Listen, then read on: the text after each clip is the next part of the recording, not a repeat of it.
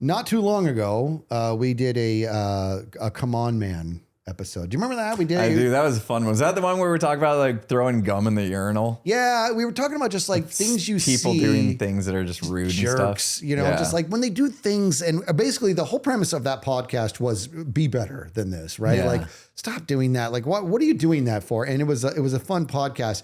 This one is not that, but it's definitely some sort of cousin of it. And what I mean is where the first one was about, come on, man, don't do that. This one's more about like, why do we all do this? You know what I mean? So it's just like, well, I was like, okay, we also had one that was we're idiots. And now I feel like this one's going to be about we're all idiots. Kind of. It's almost has that. And for the record, not everything or example that we're going to be talking about today is something that we all do, but it's prevalent enough that it warrants more people do this than you should. Kind of like monkey see, monkey do. Kind of, but some like scenarios the like gum, that. The gum in the urinal was a come on, man, because I believe that 1 out of every 100 dudes are jerk enough to spit their gum in a urinal.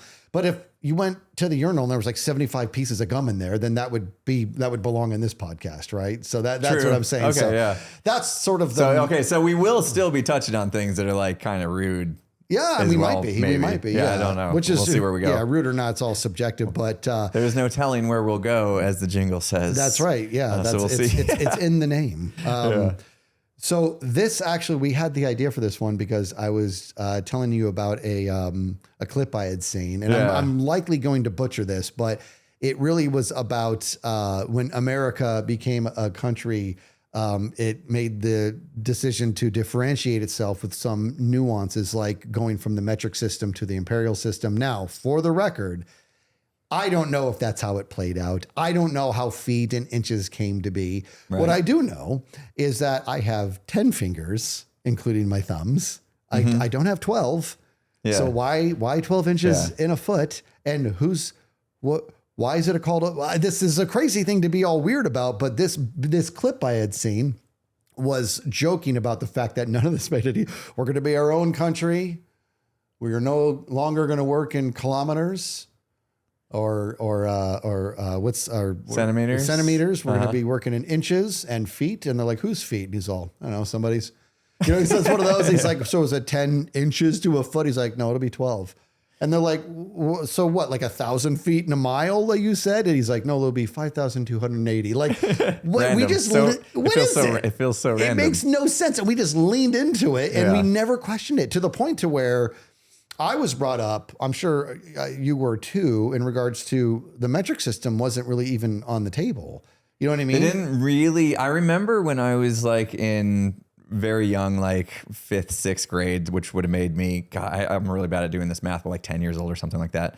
And there was like talk about, should we teach these kids both systems, assuming that someday we're going to ditch the imperial system and actually go to metric, because I think they realized way back then, I mean, I'm old now, it makes so that was like sense. Many decades ago.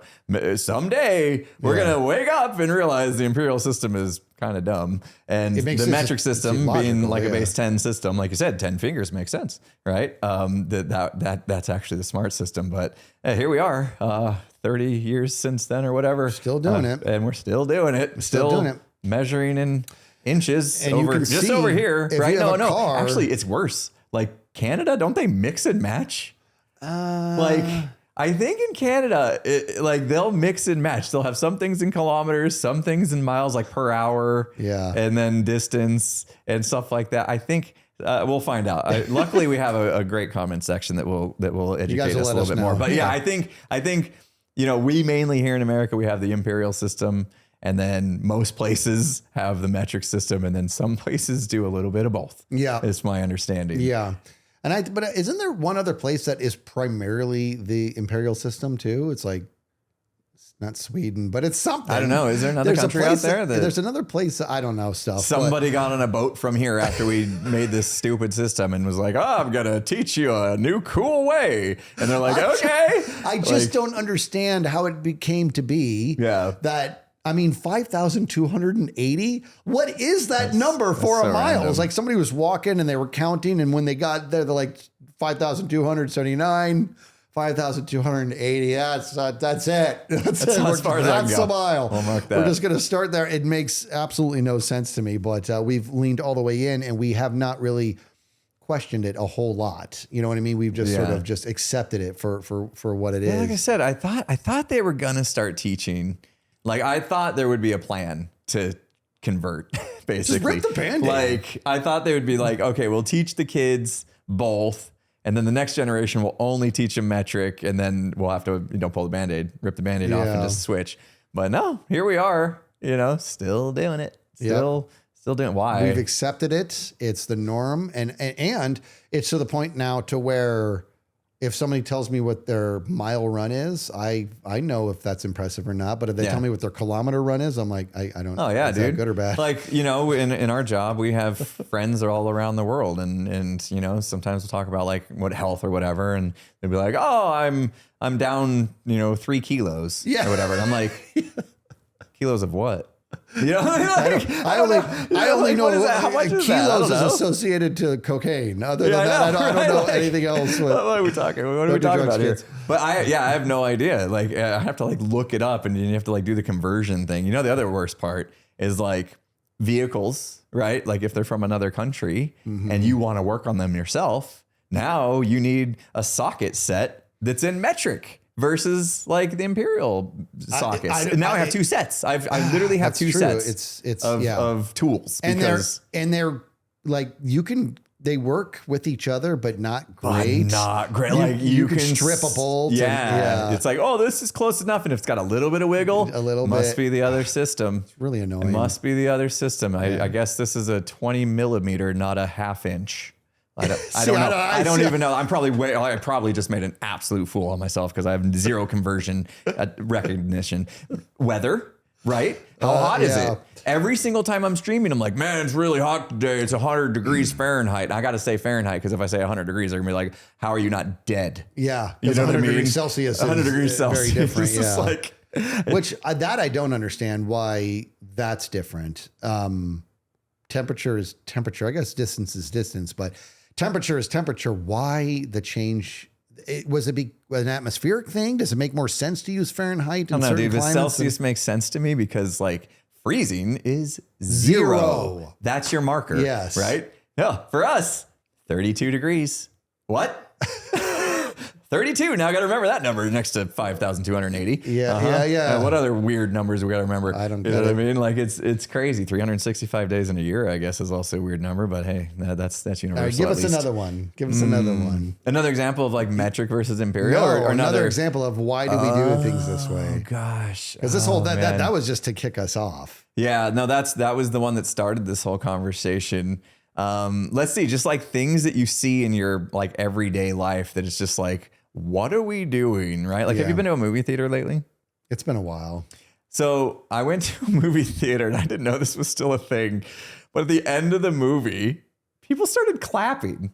And I'm like, who are they clapping for? Because the director, I'm looking around. I'm like, holy cow, are we in the screening? Is the director here? Are the actors here? I'm so honored. Who are we clapping for? Are we clapping for the workers in the theater that made the movie run? That was good popcorn. The lights went from completely off to slightly dim so we could find our way out. Now we're happy that we can see the light. What are we clapping for? I don't understand. Well, let's unpack. Okay, first of all, what movie was it?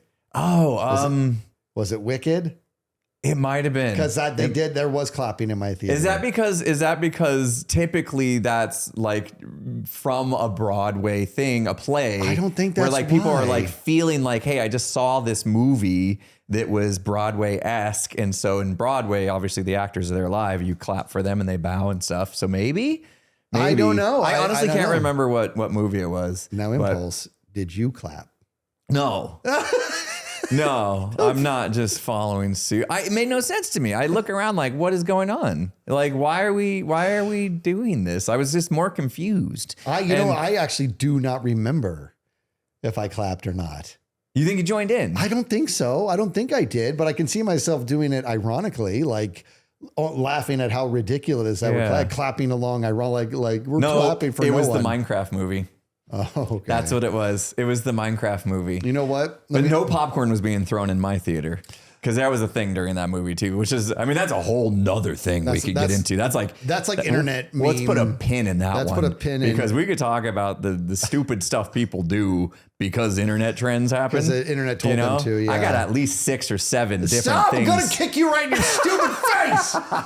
Oh, God. Anyway, yeah, that's a whole other bag of wax that we won't get into. But like, yeah, I think it was the Minecraft movie that there was like clapping at the end. I'm like, why? I saw there was a bunch of kids in the Minecraft movie when I went and saw it, and I saw a worker come out and talk to them before the movie, and it looked like it was guys, just don't. You know what I mean? And then is this about the popcorn thing? Like they were like if you do the popcorn thing, I'm like it's gonna be bad for you. Don't do it. Yeah, that's what it sounded like. I didn't pick up on it, but I will say this: those kids were respectful and they were perfectly lovely. And what's more is that they gave me my best memory of that movie. I enjoyed the movie, for the record. I enjoyed the Minecraft movie. It wasn't groundbreaking, but I enjoyed it. It was a fun movie. But when it was over, those kids, they must have been 9-10 years old. And one of them said, "Absolute cinema." Oh, yeah. And I thought that was the cutest thing I'd ever seen. Yeah, like, ever. That's a meme too. That's a meme on the internet too. The absolute cinema. That's okay. Well, now it's ruined for me. Oh, I'm sorry. I should have let you have that one. Yeah. Yeah. That saying is a popular saying. Yeah. Is it supposed to be said ironically, or is it when you actually like something? No, I think it's actually legit. It's when you like something, but it is like a common phrase. Yeah. You know, like I said, we could hold this for another podcast, but like last night, my daughter, when I picked her up from volleyball, she's like, "My teammate today said that all my passes cooked in 8." And I'm like, "Huh? You're passing cooked in 8. Okay, whatever." These kids, man, it's fun. I have a fun time trying to keep up with this lingo and try to act like I know what they're talking about. But anyway, like I said, whole other thing. But yeah, clapping at the end of the movie. It feels like what are we doing? What are we doing? Well, what stop, is it? Logically think, who are we clapping for? Maybe I'm wrong, and maybe they're literally like, movie theater did a great job. Sound engineering was on point. You know it's not the movie theater. The lighting was perfect. No way. No, they are not applauding the facilities. They are. I think it goes back to this. I think that it goes back to entertainment is a social. This will be another fun part of this podcast. Let's say, why do we do this? And then let's see if we can answer it. The Imperial stuff, I can't answer it. You know what I love most about this is like, right now, we don't have the answers. We don't have the answers. We haven't done the research into the things. Well, a lot of the time, you can't know how much research can you do on this. This is only my speculation in regards to. I think that entertainment is a social activity. Like we like to watch movies with our friends. We like to. I'm not saying that. I mean, I've gone to a movie once in my life. I've gone to a movie by myself, and it was fine. But I think entertainment is best enjoyed with a friend. So there's a certain sense of camaraderie when it comes to this stuff. And I think that when they see something that they enjoy very, very much, there's something about clapping with other people. You're all sort of bonding on, we all enjoyed this, right? Yeah, it's like a combined energy. It's a combined energy. It's kind of like when you're watching a movie by yourself. I don't typically like laugh out loud. When I'm by myself. I knew you. I knew you were going to say you do. I do. I just knew. I knew that was going to go there. It's funnier and more enjoyable. There's somebody there. Yeah, when you're in a room and like other people are laughing, you're more apt to it's join why them. shows you soundtracks. Yeah, exactly. Yeah. Oh yeah, the laugh tracks that they use. Yeah. Have you ever seen? I don't like a lot of those laugh tracks were like recorded. My understanding. I don't quote me on this. They recorded like generations ago. It's like, do you realize almost everybody on this laugh track is dead? You know what I mean? Like I don't know how true that is. Do they still use that in modern day shows? Yes. Yes. But there's like a combination, I believe. There's when it's filmed in front of a live studio audience, I think it's a combination of laugh track and a live studio audience. I think. I don't know for certain. I don't know if I've watched a modern day sitcom. Like, what is the new modern day sitcom? Is there any? Because obviously Friends is one that comes to mind, was huge, had a live studio audience. Definitely not modern day. Cheers. I know. Yeah, we're talking things that what's something that has come out recently where they actually have a live, other than like talk shows, like the daytime talk shows, like where they have guests on stage. I know what you're talking about. Kelly Clarkson, whatever. I think she's done now too. Probably a lot of like kids shows, I would say. Oh, maybe. There's probably that. Like those are probably, but I don't know because I don't watch a whole lot of that. But the bottom line is, if you go to a movie by yourself, Just pretend. Just pretend. Go to a movie by yourself and there's nobody else in the theater. And the movie's over. You're just by yourself. You're not going to do it because there's nobody. I think that's why I'm like trying to explain the behavior. I think it's just more of a social thing that people are doing to be together. But can you imagine having acted in the movie or directed the movie and you're secretly in the theater and nobody knows you're there and they clap? Can you imagine? I'm not even here and they're clapping. Dude, like, can you imagine how amazing I would run up in front of the screen and take a bow. Love me. Yeah. Yeah. All this for me? Yeah. Thanks. It is a weird thing. It's definitely a weird thing. But maybe we'll get some comments. Maybe there's something behind it that I haven't considered. Maybe. You know. What about you? You got any examples of things that just feel like off? Like why what happened to the humankind that we start doing? And a lot of these are probably like weird traditional stuff, but I feel like I almost want to. This is not a come on, man, because unfortunately so many people do this, but it makes me crazy every single time. And I've been flying a lot lately. Okay. Why is it when the plane lands? Oh, I know where you're going with this. Everybody knows this. Everybody knows that the plane lands and at the time it stops, it's going to be another 10, 15 minutes before you can even stand up. To wheel to the gate or whatever. Right? Yeah. Well, no, I mean, no, even when it gets to the gate, it's at the gate and you're okay. So the wheels have stopped. The wheels have stopped and it's going to be another 15 minutes before it gets to you because there's so many people that got to get up, open up the overhead thing, get there. Why are people anywhere other than the front 2 rows standing up right away? You can't even hardly stand on a plane.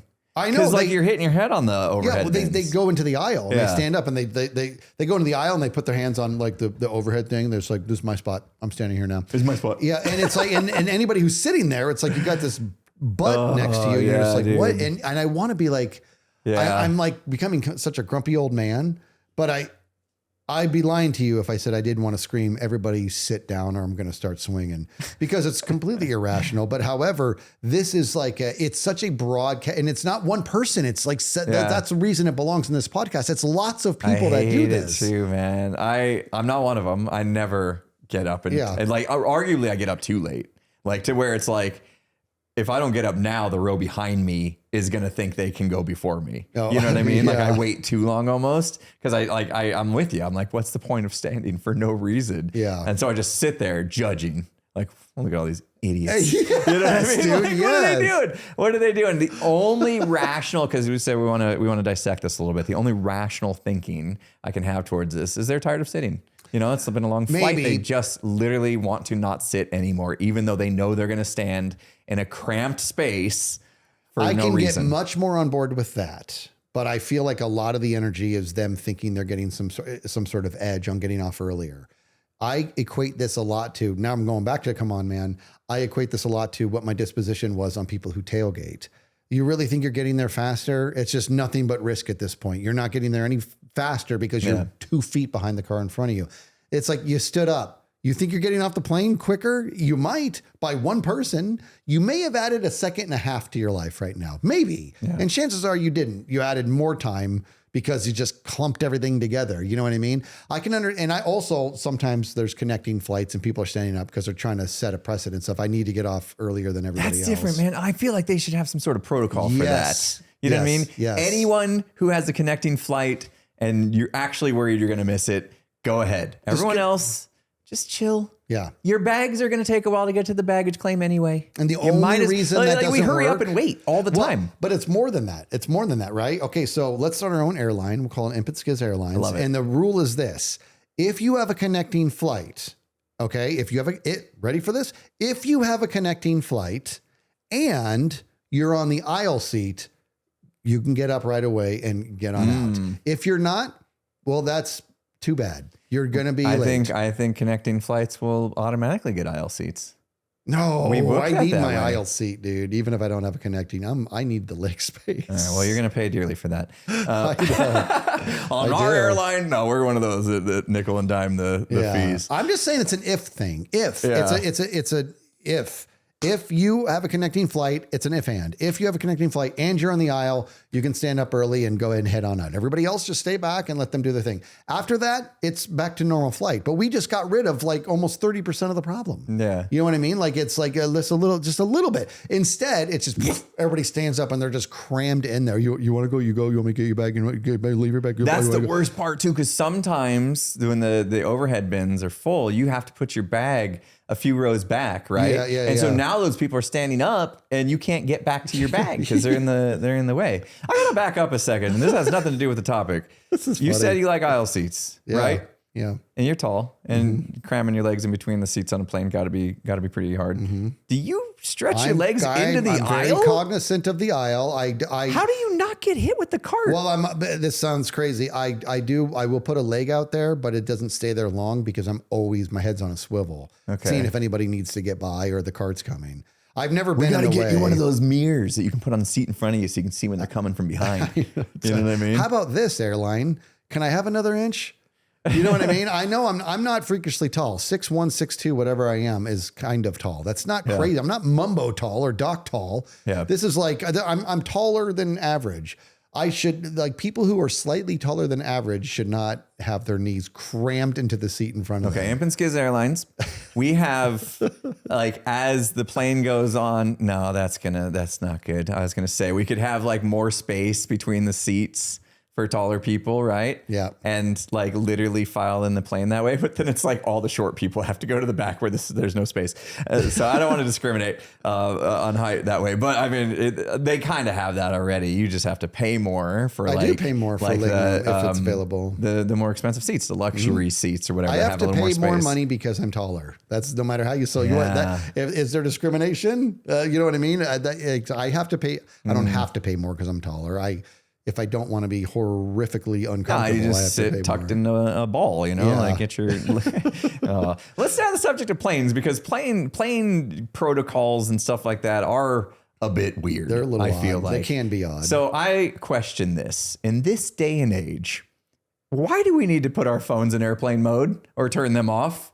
Are we actually causing problems? If that's the case, there's plenty of people that forgot, and my plane has never once gone down because somebody left their phone on. No, if you are not on airplane mode, that plane will nosedive. I doubt that because I'm sure plenty of people. What is the deal with airplane mode in this day and age? I don't know, dude. Is this just something that used to be a thing and now is not a thing, but like because it was established as the rules, they just don't feel like changing it? Honestly, I obviously don't know. I don't know. However, what I think is this. I think if every single person did not have airplane mode on, and so every single person's device was constantly like broadcasting, trying to find the signal, if you will, then that's enough interference to maybe cause a potential blip at some point in something. I don't know if that's the case. I have no idea. I do not think that.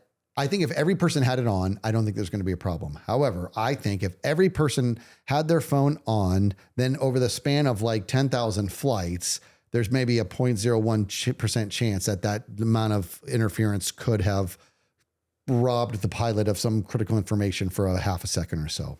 I have no idea. But I think it's better for the phones because it's not dying. The battery's not being drained trying to find the signal. Cell phone signal. It's like just put it in airplane mode because it doesn't do any good up here anyways. It's just talking to nothing.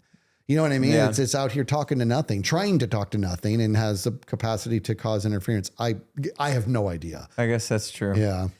Your battery's gonna die. Although we can just plug them in the back of seats now. For on most flights, they have that's fair too. Yeah, power, which is nice. Yeah, I like that. I like the they used to for a while they were starting to put little screens in the back of the seats. They really didn't do much other than like keep track of where you were in the air and maybe watch a few canned movies that were never good. And now they're just like, yeah, everybody has a phone. Just use your phone as your screen, and it's good. I like that. And jump on the Wi-Fi because they have Wi-Fi on the phones now. A lot of them do. Yeah, maybe they want an airplane mode because they know you're going to plug in for power, and if it's constantly searching, you're just going to be drinking their battery. The plane's going to run out of power. There was a Simpsons episode where Bart was playing with like some sort of Game Boy or something like that on a plane, and they're like, the plane's flying fine, and the flight attendant's like, sorry, young man, you need to turn that off.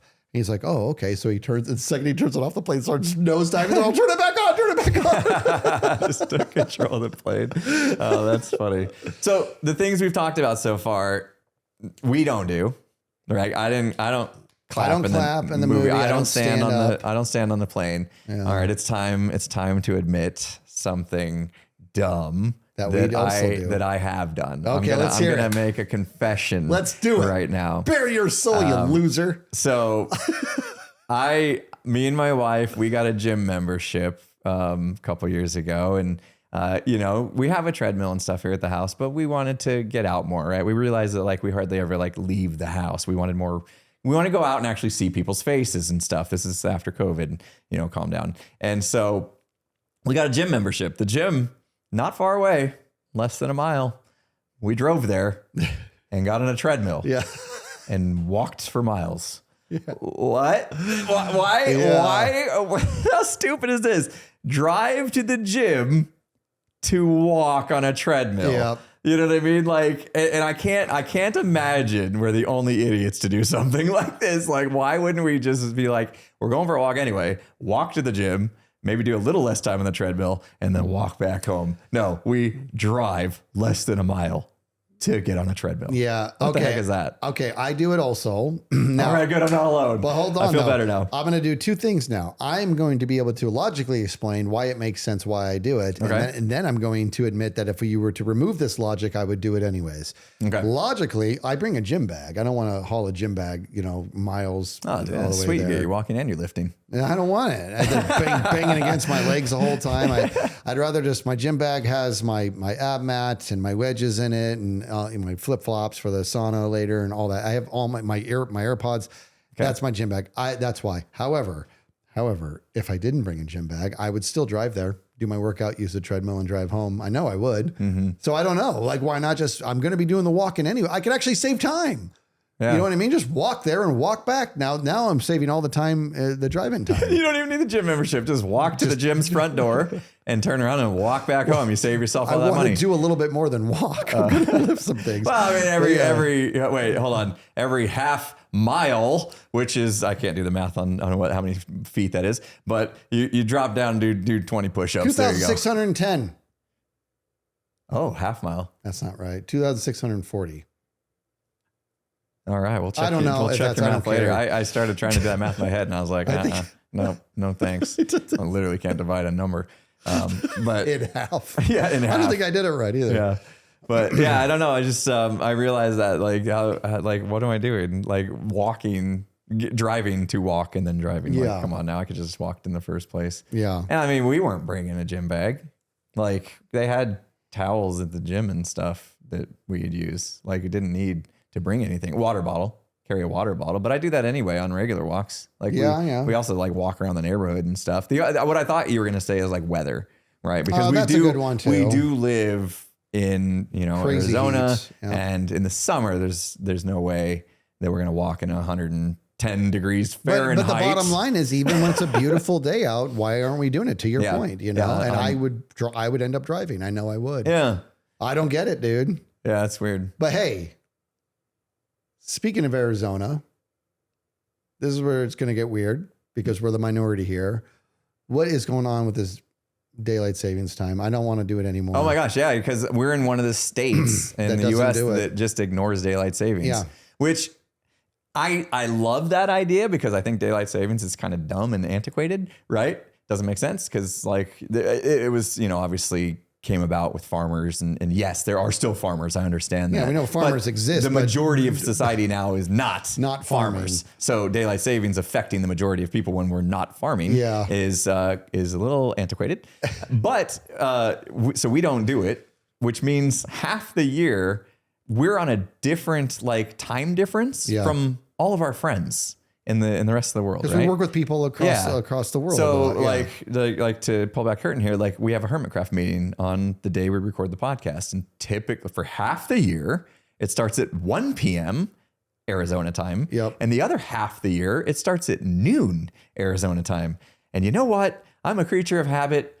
I eat lunch at noon. So for half the year, I get super annoyed that everyone else changed their clocks. It doesn't make it. I'm with you on this, dude, because I understand the concept of time zones, but the shifting of the time every once in a while is what makes me absolutely crazy. Yeah. And in the case of the meeting, for example, it's like, why don't we just keep it at the same time? Just keep it at the same time.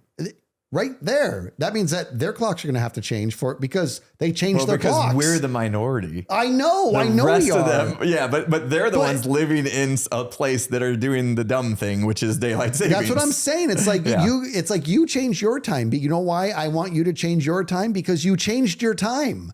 That's why you already changed your time. Why do I have to make the adjustment?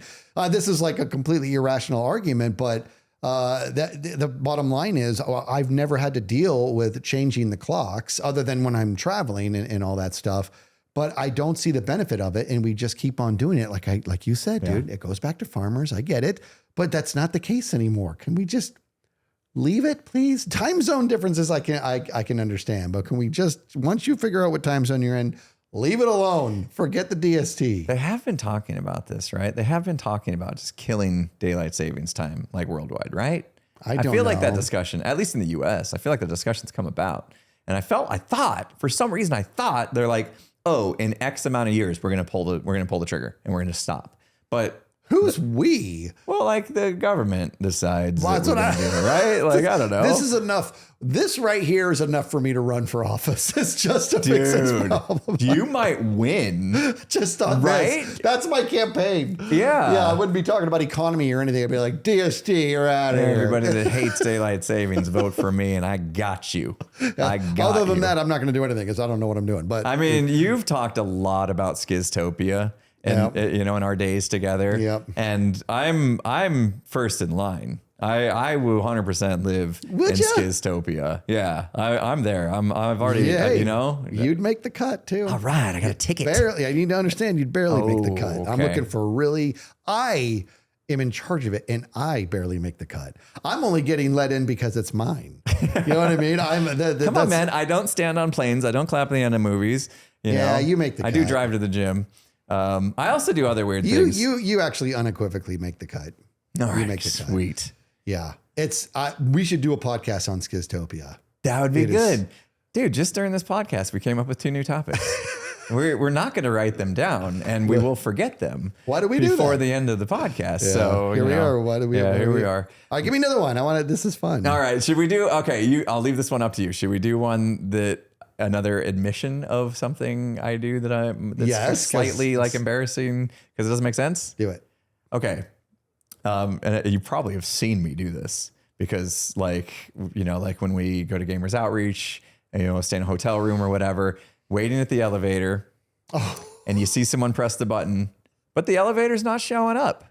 So I'll go over and I'll press the button again, just assuming it didn't work. Yeah. I'm the same way with crosswalks. I will press the button over and over and over again at the crosswalk, just so weird. Thinking it's going to make it come faster, or maybe like I'm worried. You know how I'm neurotic when it comes to recording the podcast. Yeah, and like I'll literally hit record on each camera, and then Skizz will be like, "Are you recording?" And I'll be like 99.9% sure I've hit the buttons, but I'll still get up and double check because the idea that I might have like similar energy. I'm kind of the same way, like neurotic when it comes to like calling for an elevator, crossing a crosswalk. I will hit the button like over and over again. The button will literally be lit up indicating it has been pressed and it knows it's been pressed, and I'll still hit it. What is that? I don't know, because that is not just you. That was actually somebody who's listening right now is thinking of the opening scene in Speed, where it's, remember the movie Speed, and the very opening scene was in an elevator, and all these people in this office building get on this elevator, door shut, and the button for the lobby has already been pushed. It's lit up, and this guy pushes it again, and this guy in the back's all, "Thanks for pushing that button, Bob." He's like, "The light's on, but you don't know, it might really be broken." And Bob's all, "Shut up." Like, it's sort of the thing, but because that was relatable, because I think that's more common than you think. Okay. I thought, because I do get neurotic sometimes, and like I thought that was just one of my little neurotic tics or whatever, right? Do you ever push the door close button to speed things up? All the time. Does it do anything for you? Because I feel it does works. nothing for me. It works. I've literally... I do feel bad though when I go to press the button and you just see a face come right into frame, like right when you press the door just shuts in their face, and I'm just like, bye. Yep. Yeah, that's my fault. My bad. Like literally the door would have been open long enough for them to make it, but I press the button and it's just like boop. We get impatient. And I don't know if it's about being impatient. I think it's just like I don't like being in an elevator with other people. You know what I mean? Like I want more space. I want the elevator to myself. You know what I mean? I don't want to have a bunch of people. I've talked about the, trust me on this. Do this one time. I've talked about this before. Next time you get on an elevator that's crowded, face the wrong direction. I've seen that. I do that. I'll do it so the back is at my door and I'll just face everybody. And I just love it. And I sit there just stonewalling everybody. Just look at them and, you don't. And they're just yes, I do. No. Yes, it's the best. I'll just sit there and I'll just stare in that direction. Everybody just try not to make eye contact and stuff. Oh my gosh. It's funny. That's the reason I press the close door button before somebody like you comes into the elevator. It's funny. Yeah. Okay. Hi, Primers. Yeah, Prim's got some ideas. What do you got for me? What do you got, Prim? What do you do? Why do we own dogs? We love you. We love you so All right, much. your turn. Do you got anything that's like kind of an embarrassing admission, or even if it's not, even like any other things come to mind that like people do that you're like, what? How'd this come about? This is kind of off topic. Well, not off topic. How about this? I almost want us just to have an open dialogue on this next one. What has gone on? What has happened with the tipping culture? Oh, gosh. And I don't know if this is, I don't think it's solely an American thing. I think it's other places too. Well, I've heard from like our British friends that like tipping is not really a thing for them. Like it's one of those things like they do it, but it only, and this is where it gets weird, like only if it's like super above and beyond service do they tip. Otherwise it's not really expected. And then I've heard other cultures actually find it insulting. Yeah, I've heard that too. Like Japanese culture, I think maybe was one of them. I don't know how true that is, but I don't know how true it is either. But yeah, it has gotten to the point now that it's kind of out of control because they'll have you like trying, like asking for a tip when they didn't actually like wait on you. That is what I'm talking. Anything. That's what I mean by out of control. That's where it's kind of weird. I don't just mean volume. Even volume is part of it, but you're right. There's times now where you'll go like to the counter to get something and they take your order and then they flip the thing around for you to pay. And there's like tipping on there. I'm like, wait, what is this? I'm buying the product. What is happening right now? Like, that's where I'm talking about. It's gotten completely out of control, is that it's just sort of being ingrained into any area that it can be ingrained in. And now the default values that they give you, like the lowest one is like higher than it was as a high point when I was a kid. Yeah. You know what I mean? And now like, it's like average to do like 25 to 30%. And I'm just like, what? This is so bizarre. Even when they're not like actually, because like I get it, like when you go to a restaurant and they keep coming to your table, they're refilling your water, they're bringing you side of ranch after all that kind of whatever, right? Sure, they're back and forth, they're taking care of you. That's perfectly fine. Yeah. But it's like when you're starting to ask for a tip, when they're like actually not doing any kind of service thing themselves. When they're just pulling it off the thing behind them and handing it to you. That's what are we doing here? Yeah. Yeah, that's kind of weird. I ordered DoorDash for my kids the other day, and I went to the place where there's a tip for DoorDash, and they're like having to drive their car, and I get that DoorDash like pays them to do this, right? They make money through DoorDash whether they get tipped or not. I don't know if it's a lot. I don't know. But they are like walking the food to your front door and all that kind of stuff. So yes, they are providing a service. They're doing a thing. They deserve a tip. Well, there are these like automated little buggy things now that I guess they're starting to use, which is crazy because I like see them like driving in the bike lane down the road. Have you seen these little guys? I've seen them. They're like little tiny. They almost look like if you take like a remote control car and you make it bigger. They got the big old flags on the top. Little buggies, right? And at first I saw these driving around and there'd be a guy on his bike behind it, like a babysitter. You know what I mean? Like he's just following around the neighborhood, like making sure the thing does what it's going to do. But lately there's no guy on the bike, which means they must be comfortable with it enough. And all of a sudden on my DoorDash app, it's like, oh, if your food gets delivered by one of these little automated buggy things, we're going to take the tip back off. And I was like, oh, that's cool. So that makes sense to me, right? Because there's no like, I mean, there's a human involved when they put the food into the buggy to deliver to you. But literally that part is the human interaction, the service part is pretty much gone. And so why tip? And I was like, okay, that's nice. And so maybe things will start moving in the right direction. But I think you're right though. It's actually gone completely wrong direction. It's kind of crazy. Control. And I tend to I tip like 50% when I'm getting a haircut, for example. And if there's if I'm doing like a restaurant, I always tip a minimum of 20%. And honestly, unless it's like super bad service. I mean, it would have to be awful for me to tip like 15%. They forgot about you for an hour. Like, exactly. I'd have to, and that's a thing too. And sometimes it's like super exceptional and I'm going to go higher or whatever. But there is something to be said for like, you get a tab that's like a $200 tab and that's minimum $40 tip. You know what I mean? And and that's which not a $200 tab turned into a $240 tab just because, I mean, that's a pretty significant jump. And I'm not against tipping culture. I just think it's gotten completely out of hand to where it feels like there's a certain expectation now that anything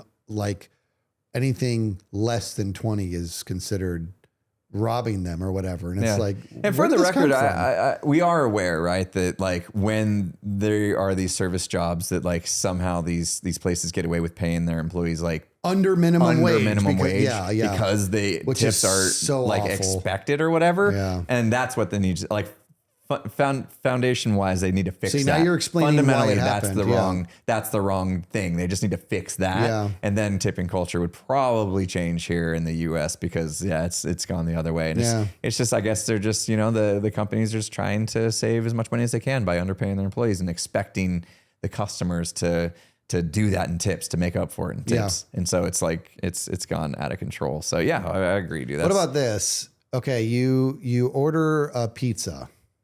Mm-hmm. And the pizza arrives at your house. You're going to tip. Yeah. What if you order a pizza for pickup? Oh, yeah. That's one of these scenarios we're talking about. You go there to pick it up, and and there's a tip option. I'm like, what are we doing? I came here, but I can't. I think there's a big difference between somebody that like has to take the pizza, get in their car, drive to your house, walk up to your front door, ring the doorbell, give it to you, versus somebody that just turns around, grabs it off the shelf, turns back around and gives it to you. Like that's a lot less work, but they're asking for the same amount. Yes. Right. That's where it's weird. That's right. And you're literally just buying it. You're just purchasing a product at that point. You went to the store where the product is and there's a price for the product and you're like, here's money for the product. Can I have the product? And they're like, yeah, but I mean, can you give us more than what we asked you to give us? But otherwise you're going to feel bad all day. Yeah. What about, let's talk about places that I'm actually surprised they haven't implemented this. How about the baggers at a grocery store? They don't ask for tips. No, they're doing a service. Now I'm assuming they're getting at least minimum wage. Yeah. Right. But they're doing a service. They're taking your groceries and they're putting it in bags. And I know not everywhere has baggers, but like the grocery stores around us, pretty common that there'll be a cashier and then there'll be another person that's like taking the groceries and putting them in bags while the cashier's ringing them up. And they don't ask for tips. The cashier doesn't ask for tips, right? There's no tip at a grocery store. I would lose my mind if they did. I'll be honest. Dude, I wouldn't doubt that it's coming. You know what I mean? Like that might be, we may go to the grocery store tomorrow and there's like, would you like to give your cashier and bagger a tip? Ready? I'm going to double down on that. So, I worked at Costco when I was a kid. I did forklift driver. I did electronics there and all that. But my favorite part was working in the tire shop at the end when I just wanted to get out of the main building. And when I'm in the tire shop, I'm putting my body underneath cars and I'm making sure that when you drive away, that you are not going to die because I didn't do a good job on your tires. I've talked about this before. There's actually a lot of pride in that job, knowing that, family going away on a dually I had just swapped the tires on was safe because I took my job seriously. Obviously, I was never asking for tips. I didn't, but it's more than that. If somebody offered a tip and I accepted it, I could be fired. So it was the other extreme Right. Wow. It was literally the other extreme. Why do you think they made that rule? I don't know. I don't follow. Honestly, I think they made that rule because they were like, we pay you guys above minimum wage and we don't want our customers having the added pressure of thinking they need to tip you. I can understand that. I really can. What they couldn't rely on was ensuring that nobody was going to hint to the customers that they could tip. I would never do that. But if it was allowed to, then there's going to be those people that are like, gratuity is always appreciated. They're going to do that whole thing. Yeah. It's not a tippable job, right? I mean, it could be argued of all the jobs that are being tipped today, that was most definitely one because we're putting our bodies underneath your car and stuff. But tips was not on the thing to the point. And I'll never forget this one guy.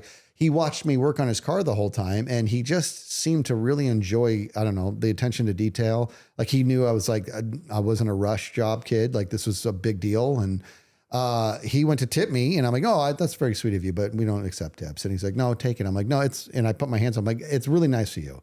And he jammed it in my shirt pocket and he's like Americans because he was from another country, as in like, what is wrong with just take the money? You know what I mean? Which is weird because now American tipping culture is so out of control. It's like, and that wasn't that long ago for it to flip flop so much, but we weren't allowed to do it. I had to go into management and here's the money that they tip me. Although I don't want to lose my job. Like, it's just insane. And then your manager just took it? Yeah. Or what? Oh gosh. Yeah. I'm sure he just kept it. It wasn't a lot of money, but whatever. Sad. It was the principle of it. It was like in that moment, it was kind of nice that the person recognized that I cared a lot all their vehicle and stuff like that. At that point, the compliment of the attention to detail would have been enough, actually. Yeah. So, all right, let's see. What else? What else is weird? You mentioned pizza, and I was thinking about pizza is a weird thing, right? Like when you think about it, I'm so hungry. It's getting lunchtime. So there are square pizzas, but for the most part, we make round pizzas. Right? And I think it's because they toss them in the air. Oh, it's got to be. Why do you think pizzas are round? Let's talk about this. I think it's because they toss them. Like when they toss them, it naturally turns into a circle. Yeah. And then they put them in a square box. Yeah. And then they cut them into triangles. So we have a circle inside of a square cut into triangles. Like, I think I understand the principalities of this, but it just feels weird, doesn't it? It is weird. There's a lot of different shapes. I understand. Okay, square box is like a circular box is not gonna be that easy to open. I think like Papa John's actually kind of like folds their corners or whatever.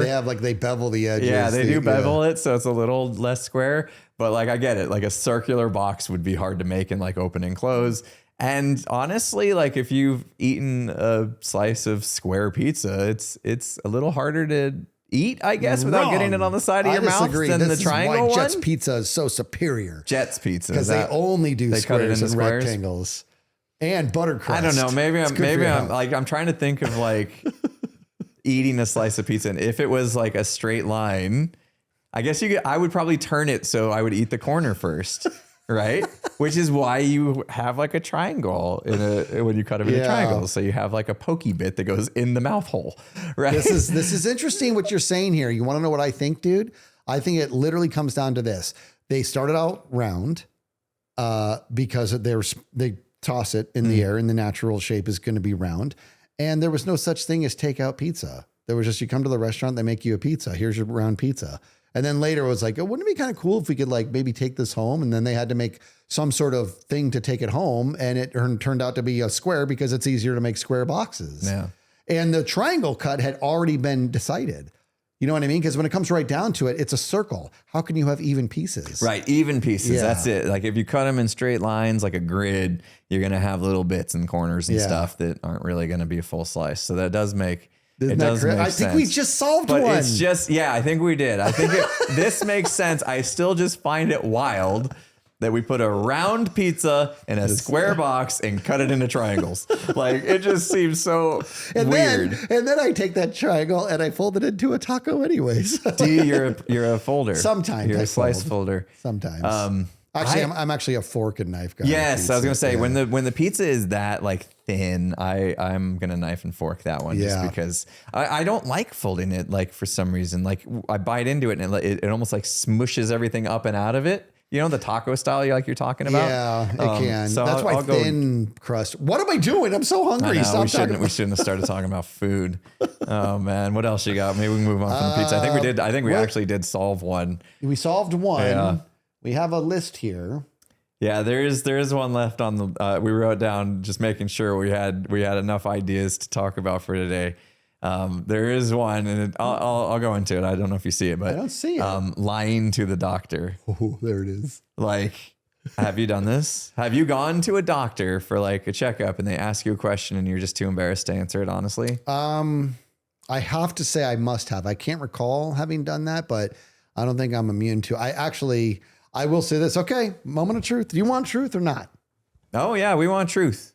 Nothing but the truth. I don't want to tell this. You can't handle the truth. This is not even a big truth. Okay. For the record, so I used to smoke so long ago.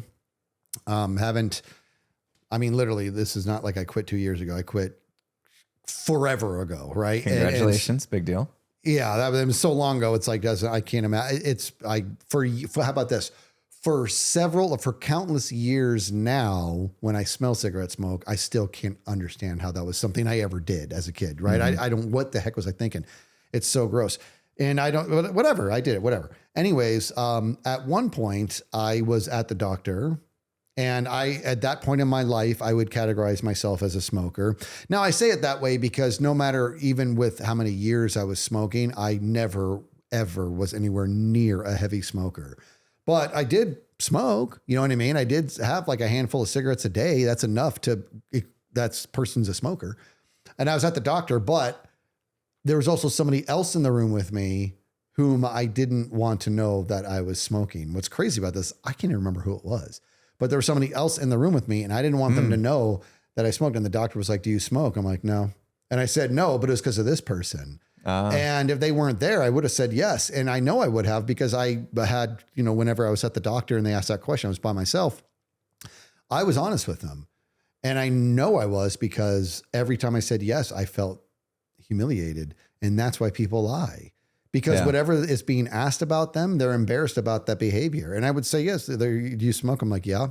And I would say yes. And I would say, and I wouldn't even give them any wiggle room, because they knew in my answer, like, I don't need to lecture this dude. He already knows that he needs to knock this off. Yeah. You know what I mean? I'd be like, "I do." Yep. Like, that's how I said it, as in, you don't need to lecture me. I know this has to stop. And to the point to where I quit, I wasn't, and they'd ask me if I smoke, I would still say yes, because it had only been like 6 months since I quit. I think it had to get like almost a year without having a single cigarette. I'm like, I can actually start telling them no now. I'm gonna start telling them no. Yeah. And then when they asked me and I said no, it just felt so good to say no, dude. I know. But I think I lied because somebody else was in there whom I didn't want to know. But I think the reason do you lie to the doctor? I have. Yeah. Back when I was like drinking a lot, they asked me, "Do you drink?" And I don't think I said like, "No, I don't drink." But like, I think I said that I drank less on average than I actually did. So I just kind of like watered it down a little bit. You gave me a half truth. Yeah. I gave him a half truth because, I think I was going to the doctor back then because like, I was having like sleep apnea and things like that. And honestly, that was dumb. Like, because if I had been fully transparent about how much alcohol I was consuming at the time, it probably would have helped them be like, "Yeah, that's probably what's contributing to your sleep apnea, and try, cutting back and quitting and stuff. And then we'll see if you actually have like sleep apnea or not." You know what I mean? But I was like, "I don't drink that much. Okay, a couple a night." You know what I mean? Mm-hmm. But in reality, it was more than that. And I was afraid. I was embarrassed. To admit that. And it's like, why am I there? Why? Like, what was the point of going to the doctor and trying to get help if I'm not going to be fully honest with them? How can they diagnose my issues if they don't know, if they don't have the whole picture? It's kind of dumb. Like, what a waste. Yeah. Tell them, just be honest, and just, that's what they joked about this in Scrubs as well, where it was Dr. Kelso, who's the chief of medicine, is working with John Dorian, JD, who's played by Zach Braff. And he's like, go in there or he may have been talking to Elliot Sarachok. I don't remember, but the doctor says to Dr. Kelso, "This is not the case with this patient." And he's like, "Well, you need to ask them if they're on drugs." And they're like, "I did." That's the first thing I asked him, if they're doing drugs, and Kelso's they're lying to you. And he's like, no, they wouldn't lie about it. This is pretty serious. And so he walks in and he's all, I'm mixing up the characters, but the bottom line is the more experienced doctor says to the patient, we want to put you on this meds for your symptoms, but if you're on drugs, your ding dong's going to fall off. And he's like, oh yeah, I do a lot of drugs. Like instantly told the truth. And they're like, everybody lies. Everybody lies. Yeah. You know what I mean? And so I think it's pretty prevalent that people lie to the doctor because I think that they're embarrassed about their behavior. Yeah. Yeah, it's one of those things where you got to like realize what's the lesser of two evils, right? Like if you're actually going to the doctor because you're trying to get attention for something that needs attention, then you're not going to get it if you're giving them half truths or straight up lying. Yeah. You know, so you're hurting their chances. That's like if going back to doing tires, like somebody comes in because their tire's flat and I'm like, which one is it? And they lie which tire it is. I'm like, waste all my time. Be like, it was not this tire. They're like, well, I didn't want to tell you. Give me the information. This is why you brought your car to me. You know, I'm embarrassed that it was the passenger side. Yeah. It really should have been the driver's side. That's what I'm saying. Give me the information. I don't know how doctors put up with it. I would be so impatient. Do you think they get like a keen sense of like when people are lying? Do you think when I told that doctor, yeah, I have a couple a night or whatever, that in the back of his mind, he's like, that's BS. This guy, I can just see it in his eyes. I do. In fact, you're drunk right now. Well, no. I equate it to like when a cop can, or a bartender rather, can see a fake ID a mile away when it's like, this says you're exactly 21. You know what I mean? Like I'm asking you for your ID. Your name is McLovin? Yeah, exactly. Yeah, right. What are you, SEAL? Yeah, that's what I'm saying. Like, I think that they probably do pick up like the doctor itself, you know what I mean? Like to the point to where, I'm just going to say this. Do you drink? And you're like, oh, you know, if he knows you're lying, then why did he even ask you? You know what I mean? Yeah. Shouldn't he just know already like based on your blood work? And like, what does he just want to see if you're a liar also? Like, maybe that's all it is. It's a liar test. You know what I mean? So he knows that he can disregard everything else I say for the entire appointment. Yeah, that might be it. But yeah, kind of dumb. Like thinking back to it, it's like, you know, to let that embarrassment in that situation, like in the one place that you should definitely be fully honest, like, why are you there? Yeah. You know, why'd you even go if you're just going to lie to your doctor? Yeah. So that's, and I'm guessing, you know, we both kind of did it, right? That we're not alone there. So yeah, I think that was the premise of this podcast, is that it's things that lots of people do, and we don't really question it. And I think that there's probably a billion more examples. This is going to be one of those things that, like, as we wrap this podcast up, which I think we have gotten through all of our ones that we thought of, we're going to go out in the world and over the next week be like, oh my gosh, there's another one! Yeah. You know, there's another one! So maybe we'll keep track of that. Oh, yeah. If we get enough, maybe we'll come back and send us your examples too. Oh, I loved it. Yeah. Because it's a problem, you know, that people listening to this podcast right now are just like, I can't believe they didn't bring you this up, they didn't bring that up. There's so many things out there. There's gotta be. We brainstormed for like a good hour before we recorded this, and that's what we came up with. We had some help from our Discord pre-show, which is a thing, by the way, if you guys haven't heard. We have a Patreon campaign for Imp and Skizz that helps support the show, and an hour before we record these podcasts, we hang out with everybody that supports us over on Patreon. It's cool. So we actually talk about, in fact, some of the ideas we talked about were ideas that we pitched. So a lot of the people who are the patrons, like their ideas make their ways into the podcast, which is actually pretty cool. Yeah, they help us kind of brainstorm and kind of like understand what concepts and stuff are worth talking about on the show. So if you guys want to help support the show and it seems like something interesting to you, then feel free to check out the link in the description. We got a Patreon campaign down there. Yeah. And we'd love to have you guys in on the Discord pre-show as well. Yeah. So I just figured I'd plug that. It seems like it was a natural place to talk about it, because we don't bring it up a lot. We don't bring it up. I don't think a lot of people know about it. And our editor is so freaking lazy. He never puts. That's me. He doesn't. I used to put these like little video up, and I haven't done it in a while. But it is a fun little hangout. And there's a section in there where people can actually recommend podcast topics in general. So it's not just helpful to the show. It's actually it's a lot of fun.